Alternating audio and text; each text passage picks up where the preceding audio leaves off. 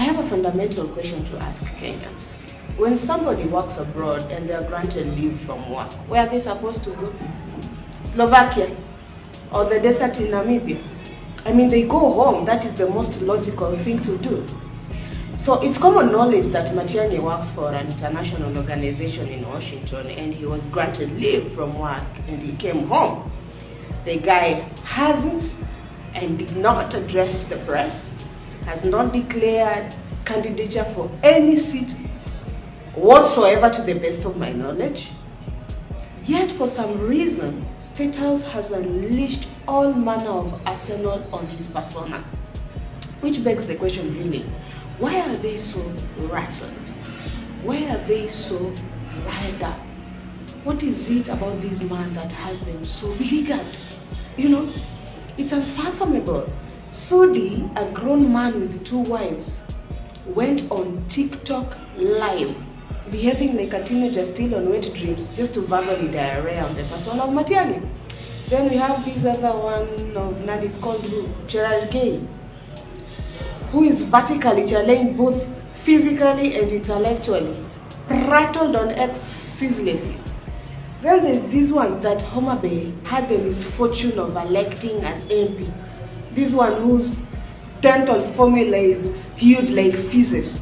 This walking dispenser of STDs. I mean, I'm appalled. Itumbi and his minion of rabies-infested online boscos went on and on casting aspersions on the persona of Matiangi, you know, insulting, which by the way, I'll tell you why Itumbi has issues with Matiangi. That's a story for another day. But really, Kenyans, sometimes we need to interrogate ourselves. We need to challenge ourselves. We need to question some of these things because the organization that this man works for is known. They have the resources, they have the wherewithal to do their own investigations. If indeed the imputations that are being leveled on and against him were true, they would have given him that job. And that brings us to somebody like Nelson Harvey, whom we revere and we revere as sagaciously endowed, prosecuting Matiangi on social media like a blog. I mean, he's a lawyer and a senior one at that. Why hasn't he petitioned relevant bodies and sue this man? It's as simple as that.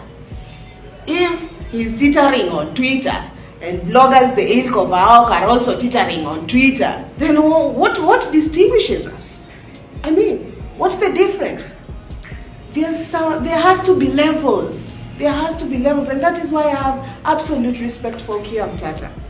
When he has issues with something, he takes an initiative and uses relevant channels to try and justify why he has issues with that particular person or situation.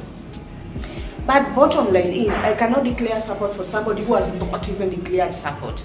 Rather has not declared their candidature for that seat.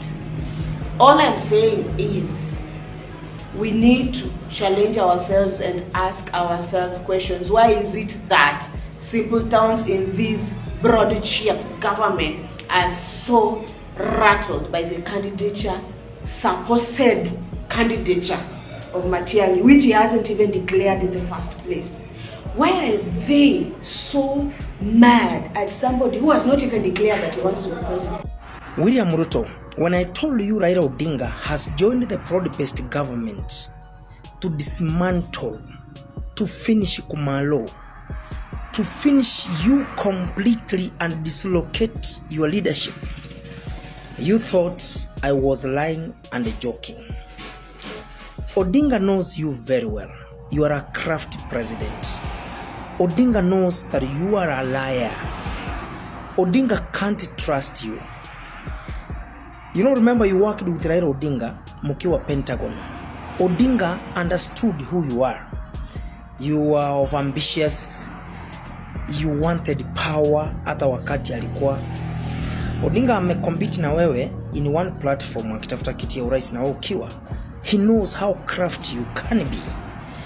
Ruto, I can tell you, Raila Odinga knows you. You can offer him good amount of cash because you believe in bribery and corruption. You can even buy his die-hard allies, the likes of Orengo, the likes of Nyong'o, the likes of Sifuna and such. He knows you can go to that extent because of the level of desperation. Raila knows if you leave Ruto with no control, Kenya will sink. Odinga knows that. That is why what they did, they came to do what we call management, politics of management. They buy time with you. They balance as Siva, Kina Junet, Gladys Wanga, Peter Kalumale with you. They give you people to your government in the name of in the name of economical experts who can save your situation. Na hapa kwingine, I let people like Orengo, akina Nyong'o, to give confusion within yourself and your government or your regime. And that's the best way Odinga had to deal with you. Now it is crystal clear. There were speculations that Orengo wameachana na Raila, sijui Nyong'o.